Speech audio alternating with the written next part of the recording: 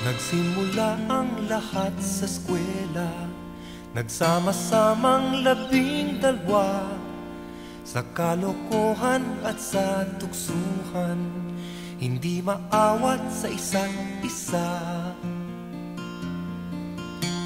Madalas ang standby sa cafeteria, isang barkada na kay saya, laging may hawak-hawak na gitara, konting udyok lamang kakanta na. Kay simple lamang ng buhay nun, walang mabibigat na suliranin. Problema lamang lagi kulang ang gatong, sana napunta ang panahon. Sana nga ba, sana nga ba, sana napunta ang panahon.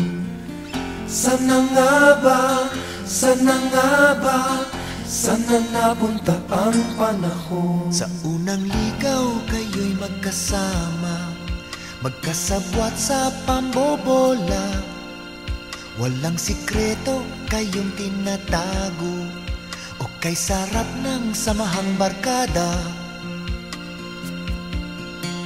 Nagkawatakan na sa koleyo, kanya-kanya na ang lakaran. Kahit minsanan na lang kung magkita, magkakaibigay hindi nawala. At kung saan na napadpad ang ilan, sa dating eskwela meron ding naiwan.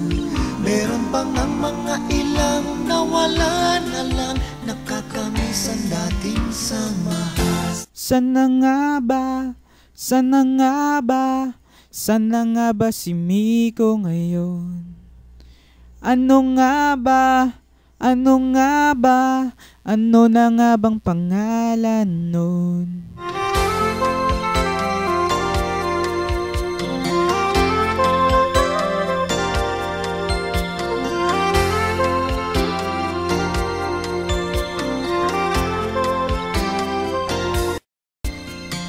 Paminsan-minsan kami nagkikita, mga naiwan at natira. At gaya nung araw namin sa eskwela, pag magkasama ay nagwawala. Napakahirap malimutan ang saya ng aming samahan. Kahit lumipas na ang ilang taon, magkabarkada pa rin ngayon. Magkaibigan, magkaibigan,